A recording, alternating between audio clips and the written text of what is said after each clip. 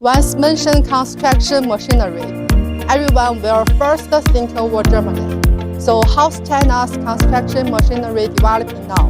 Today, I will bring you to a European standard concrete pumping equipment. That's JIUHE 70 meters concrete pump track. Structural parts are optimized with anti-fatigue design. The service life through experimental verification to meet European standard. European imported high-speed special boring lines are used to process the boom and the rolls, and each production process can be effectively controlled.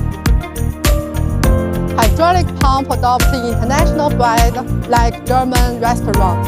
The quality is exactly safe and reliable.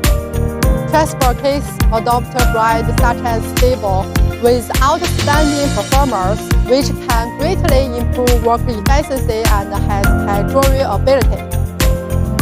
For multi-way adopts German JIUHE, electric proportional stability adjustment.